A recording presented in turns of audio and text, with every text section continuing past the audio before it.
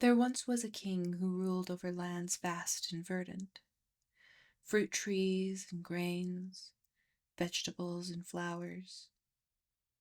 Every evening his gardener would arrive at the same time as the best of the harvest, to stand below the king's parapet and ask, "What would you bid me do, your grace?" Sometimes met with a "Well done," or "As you do." But the king was often in a commanding mood. "Gardener," the king would say, consulting his trove of maps, "where the fennel grows instead I desire a copse of aspen. The wind through their leaves pleases me." "As you will, your grace," his subject would reply. Sometimes years would come and go before the lazy servant told the trees to grow. But the king was fair and patient, giving grace to his only subject. One day, in the fall, a flower he had not yet seen was offered, blooms rising white as the moon from a solid stem of olive hue. They roused a secret joy in his heart. "These are like me," thought the king. "It holds with the strength of a back never bowed, blossoms crest round like my own gleaming crown." He kept them in water, by his bed and table, sneaking stately glances, imbibing their aroma.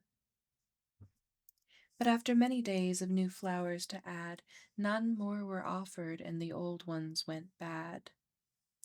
"Gardener," said the king, "have more of these flowers brought before me." A silence stretched through the halls, as the king realized. Though he had ordered often for shearing and planting, he never had asked for a harvest's result. They'd always just happened. "Your grace," began the gardener, "they have all gone to seed. I'll plant more with haste." "Let it be so," cried the king. But despite his decree, he waited in vain that evening, and the next, and the next, and the next, and the next, and more after that, until finally the lack felt more than enough, and his bottomless patience gave way to his want. "What would you bid me do, your grace?" Rather than silence, the king gifted truth to his lazy lax servant and baskets of roots. "Did you not hear my last command? I've asked that the flowers be brought forth again." And the gardener did bow with his head to the ground, and a voice all but shaking said, "Your grace, they need time. It cannot yet be so." The king was perplexed. What a strange, foolish plant, to not understand its ruler's demand. After much consideration, he made an exception, in payment for all the days the flowers had pleased him.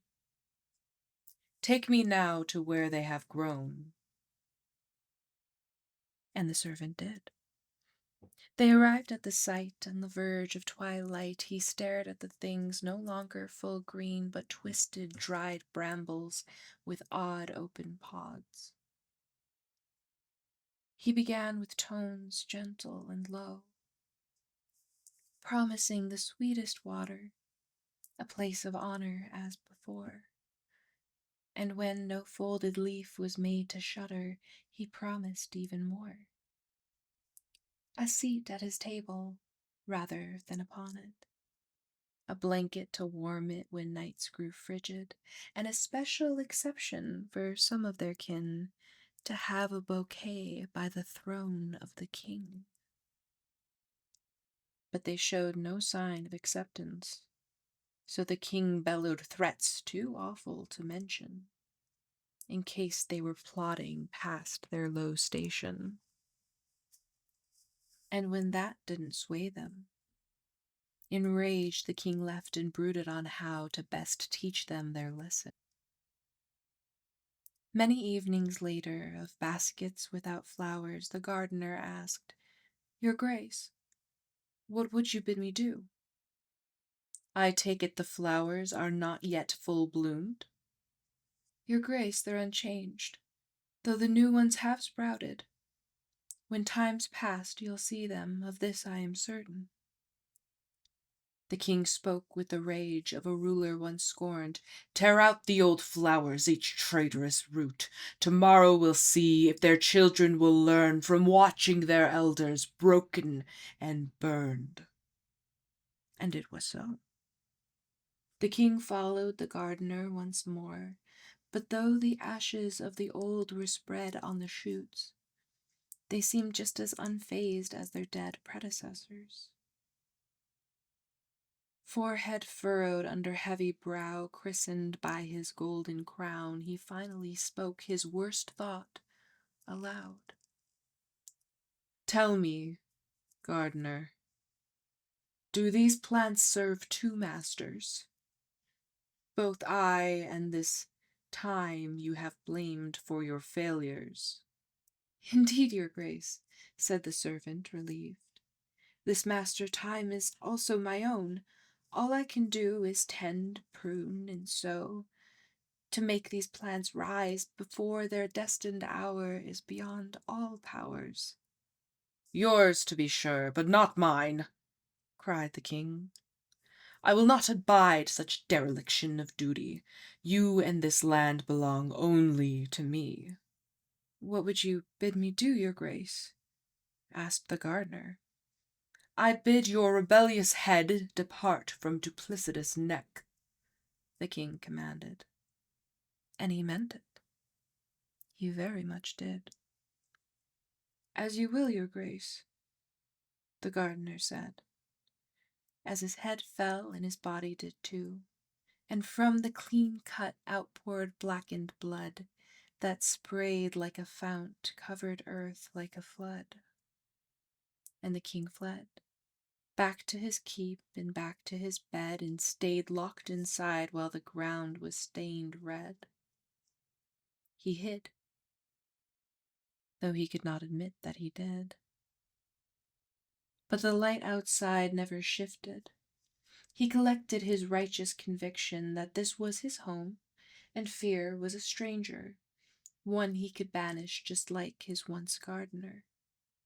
He stepped out to see the sun and the moon at the edge of each horizon, their gaze fixed upon him in adoring subjection.